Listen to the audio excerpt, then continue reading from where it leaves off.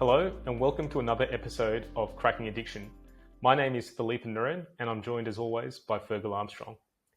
So in the episode of Cracking Addiction today, we're going to talk about the range of drugs that one can be addicted to. So Fergal, this is a massive topic and quite broad. I'll let you start us off. What are the range of drugs that one can be addicted to and how would you classify such a broad area, which can be quite daunting to a lot of us? Yeah, it's really important to understand that range because every formal drug history needs to know that range. And this is also exemplified in the DUDIT tool, the Drug Use Disorders Identification tool, where you've got to ask the same questions for every drug that the person uses. And so if you forget to ask a patient, do you use X or Y drug? Well, then you've completely missed the boat potentially. So you do need to understand the range. And there are various ways of thinking about that. So you can think about the uppers, the downers, the party drugs, the hallucinogens. You think about the legal drugs, the illegal drugs, or you can use the list of drugs that are specifically diagnosable as a substance use disorder according to DSM-5. So I suppose if we go through that, so Philippe, what would be your understanding of the uppers? What are uppers to you? Uppers would be substances like amphetamine, methamphetamine, and cocaine. Yeah. I think those would be the classic uppers. Would you agree with that? Absolutely. The stimulants, basically, yeah. Absolutely. So those would be the illegal uppers. And what about the less illegal? I don't want to say legal, but we've got plant derived uppers, including caffeine. We've also got Catha giving us cat. We've got cocaine from the coca erythroxylum plant, and we've got ephedra, which is otherwise known as ma hung. These are all plant derivatives. They're all stimulants, and they're all legally available in certain parts of the world. So I would also think of those, but certainly, the prototypical stimulants like methamphetamine, they're definitely illegal. And using that classification, regarding the prescribed drugs that one could use as well, I guess we've got opiates, benzodiazepines, and substances along the lines where people can get dependent, such as quetiapine, pregabalin, and some other legal stimulants like dexamphetamine, which are used to treat ADHD. So I guess that would fall in that prescribed classification you were talking about. Yeah. So we got the prescribed uppers and the prescribed downers. So, as you said, the opioids, the benzos, the gabapentinoids, the sedative antidepressants, the anticholinergic drugs, which are all potentially misused. And then the prescribed uppers, so, dexamphetamine, lisdexamphetamine, Vyvanse, these are all potentially abusable. And also, when I was a young junior doctor, some of my ENT senior colleagues were using cocaine spray for ENT procedures. I'm not sure if it's still used at the moment, but they had some cocaine in the ENT office. It is a potent vasoconstrictor. So I think in cases of epistaxis or severe bleeding of the nose, it does do the job. Back in the day, anyway. Like you, I'm not quite sure if it's used much these days. So it's also, not only is it a vasoconstrictor, it's also a local anesthetic.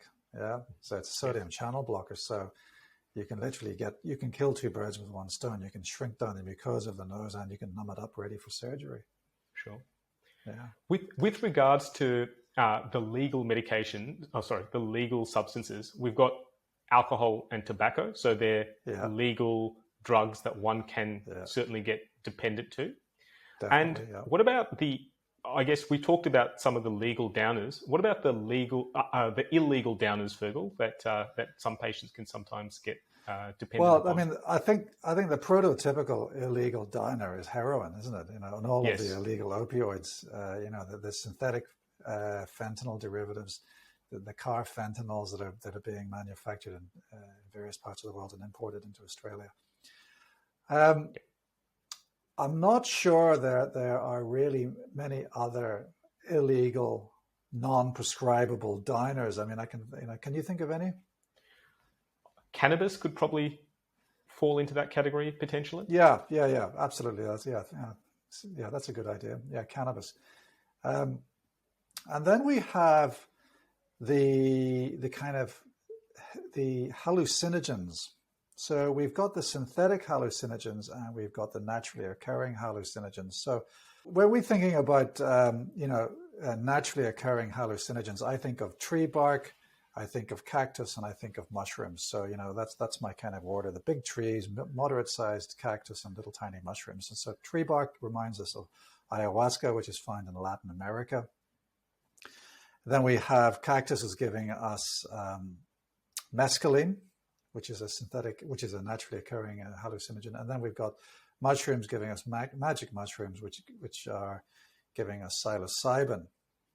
And then we have the synthetic hallucinogens, which we can think of as dimethyltryptamine, which I suppose is synthetic DMT. That was known as the business trip because it was very short acting, but it's basically the active ingredient in ayahuasca. But we've also got things like angel dust, so phencyclidine. We've got ketamine. Ketamine is used as a dissociative anesthetic in medicine, but it also gives you a kind of a dissociative delirium. And then we've got the prototypical hallucinogen, which is LSD, lysergic acid diethylamine. Have we missed any other drugs? I'm sure we have, but either way, I think we've provided a pretty exhaustive list of substances that one can be dependent on, and the list is. I've just remembered another one.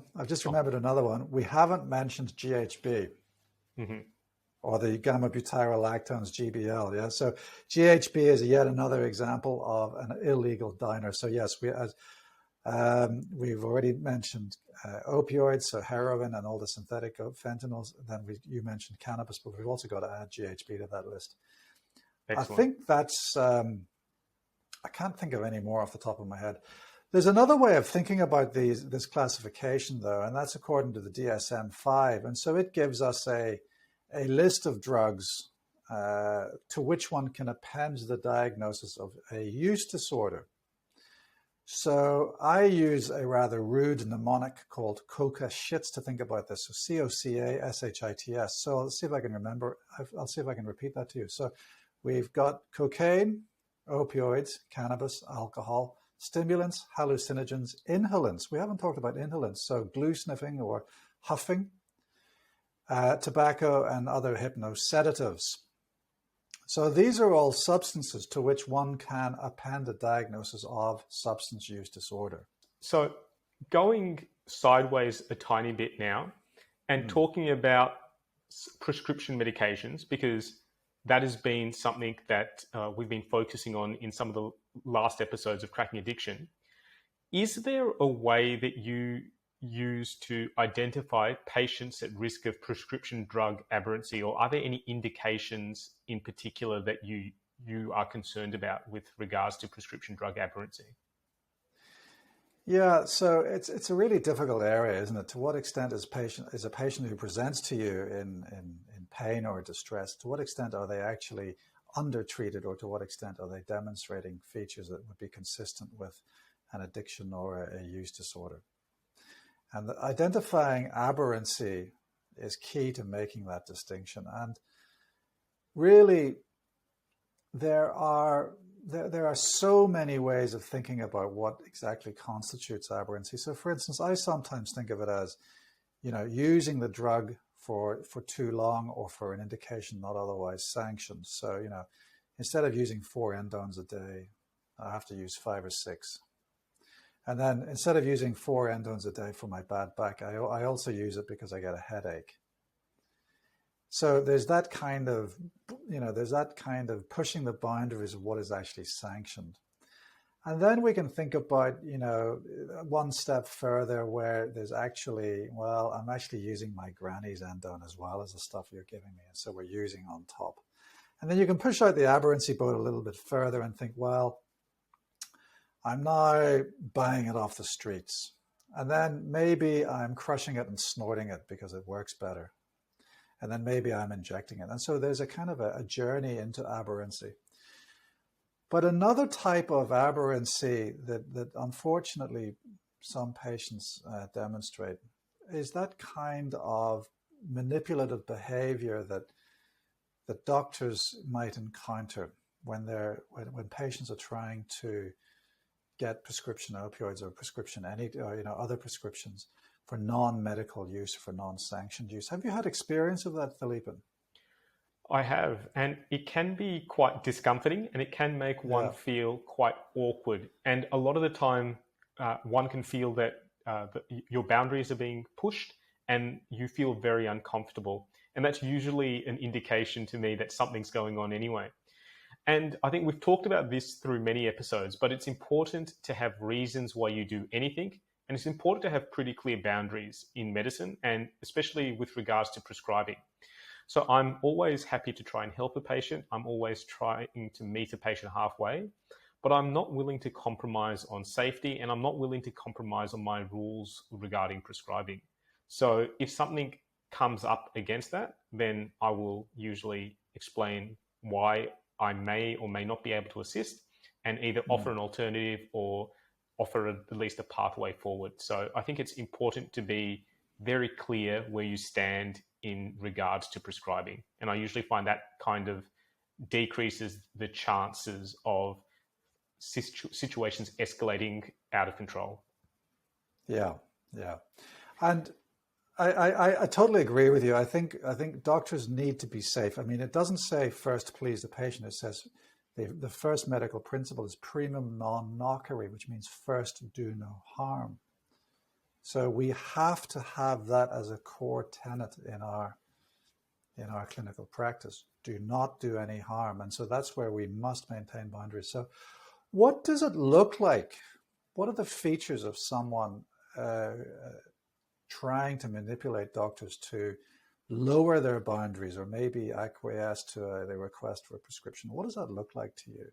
Well, Fergal, I think you have a pretty good acronym for this, don't you? The Use Talk acronym for prescription drug aberrancy. Yes. Could you share that with us? So I was trying to conceptualize, the presentations that patients can sometimes give us for manipulative behavior. And use talk I came up with. So urgency, splitting, efficacy, timing, allergies, lost, and knowledge. So urgency, what do you think about urgency, Philippe? And I've got to have this script now. Can't do without it. I've got to have it right now. Have you come across that? Yes, and usually that's a red flag. And I usually ask, why now? Why particularly now? Or if you've missed it for a few days, okay, so you've missed it for a few days. Why do you need it today? And you really can't be, for lack of a better term, sucked into the patient's urgency or agenda. It's important when things are getting more strained, when you're feeling time pressure, where you're feeling harried, that we take a deep breath, we slow down, and we think about why we're doing something, and we think about why our prescribing safe. The disaster, and I think you've mentioned it before, Fergal, is 5 p.m. on a Friday. Someone comes in, I need my usual script, and I need it now.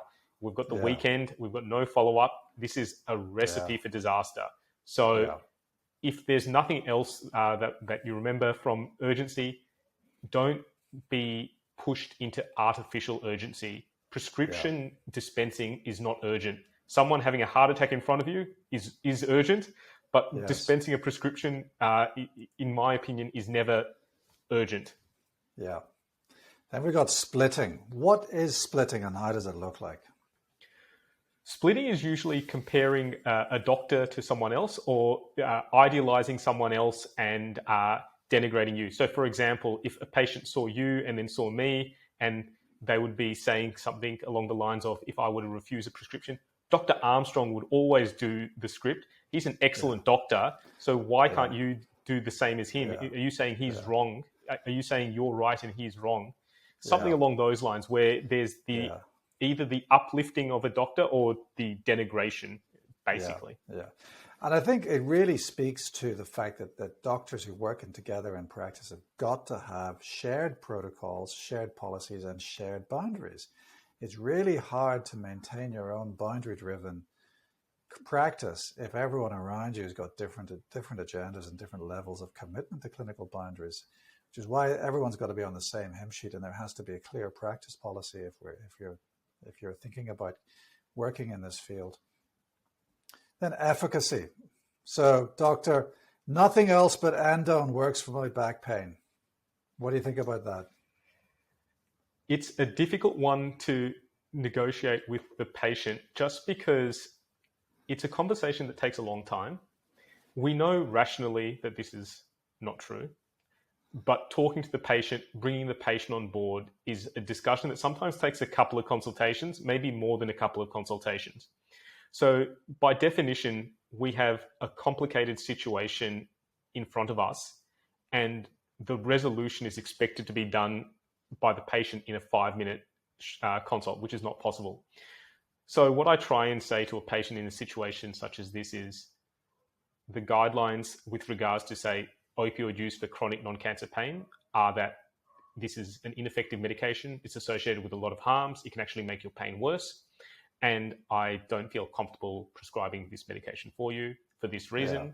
These are the treatments and therapies that I can offer you, and I'm happy to follow you through. And I certainly believe that you're in pain, and I'm very happy to try and treat your pain holistically and work with you along this. But I don't feel I can prescribe this medication because I think it will do more harm, and I do not want to do you any harm. And that's kind of the spiel that I use, variations of that, but that's the general gist of it. Yeah, I think you've just got to go back to evidence-based medicine. If people start saying that the only thing that works for my symptom is a drug that you're not comfortable prescribing. Then we have T for timing, and we've already, I suppose, talked about the terrible situation of the 5 o'clock on a Friday, just before a bank holiday, or Thursday, 5 o'clock before a long weekend. And, someone just flying in and, their usual GPs in a different state, and you can't get hold of anyone, of course. So, timing, when patients deliberately time presentations to make it difficult to actually corroborate their history, that can be a problem. And then we have allergies. I'm allergic to everything, including anti-inflammatories. So you can't give me anti-inflammatories for my bad back. I'm already on Panadol, so you have to give me an opioid. What do you think about that? Again, I'd be skeptical. There are some patients who are allergic to certain medications, so I'm not trying to diminish that as well. But again, this is a red flag, and it does give me pause to consider why this is occurring and what exactly the allergy is gearing me towards prescribing. So if it's allergic to XYZ, but I'm not allergic to B, for example, that's an interesting pattern, and you'd have to tease that out. And this sometimes takes a bit of time. But again, the principles of safe prescribing come in as well. Is this a medication I'm comfortable prescribing? Is this a medication that I have experience with? Do I feel the patient meets the indications for the medication? And can I justify that this is safe? If I can't answer those questions in my own head, then I don't feel I have any role prescribing the medication. And I will try and offer the patient, as mentioned earlier, the help that I can offer the patient, which may not be the medication they've prescribed, but alternatives or non-medication treatment, which is usually first line for pain or other things, and see how we go. But the rule here is try and be as safe as you can, and don't feel pushed into prescribing a medication you're not comfortable prescribing. Yeah, and on that particular note on allergies, people who say that they're allergic to anti-inflammatories or that they cannot tolerate anti-inflammatories because they've got asthma, you can always use a COX-2 inhibitor. So celecoxib is specifically an anti-inflammatory that can be used in people who are intolerant of other NSAIDs because of asthma. So that's always a useful thing to know. And we got L for lost scripts. Doctor, I've lost my script. It's not so much an issue these days, but with electronic prescribing, is it? But it used to be really quite difficult to prove that someone's dog didn't actually eat the prescription. What do you say to lost scripts? I used to have contracts with my patients on certain medications, and one of the conditions on the contract was that lost scripts would not be replaced. So I used to try and nip the potential problem in the bud. And I usually find in terms of prescribing medications, or at least putting patients on behavioral contracts or medication contracts, can sometimes eliminate the gray zones that might exist. If a script has legitimately been lost, that's fair enough. But usually I would tread warily, and I would usually ask for some evidence that the script had been lost or some proof of that the script had been lost. But I did try and make it very clear that lost scripts would not be replaced. Yeah. Then we have K for knowledge. patients who have an incredible amount of knowledge, detailed knowledge about the pharmacology of the drug they are requesting, that makes me feel uncomfortable. How do you feel about that? I am sometimes uncomfortable, and sometimes our patients do have a lot of knowledge, sometimes more knowledge than us in certain areas as well. But it is, again, a flag that how did this patient acquire this knowledge, and why are they so knowledgeable in this particular area? Is that saliency for that drug? Is that a manifestation of drug saliency, having such knowledge? I mean, I've got no problem with patients having knowledge about their medical condition and the way that their condition should be treated, because quite frankly, patients sometimes know more about their condition than I do, and always patients are expert in their own suffering. But to meet someone who's requesting endone or opioids for their chronic back pain, and they know everything about opioids and mu receptors, if people start talking to me about it, I want this mu receptor agonist because it's the only thing that works for my pain. It's a bit of a flag for me. Absolutely. Yeah. So in the episode today, we've covered quite a bit of information, really. We've gone through the whole gamut of substances that one can be dependent or addicted to. You've given us a couple of great mnemonics on the different substances that there are use disorders for. And you've given us this great use talk acronym on how to identify people who are at risk of prescription drug aberrancy. So again, another information-laden episode of Cracking Addiction. So I hope you, dear listener and viewer, will join us for another episode of Cracking Addiction, but bye for now.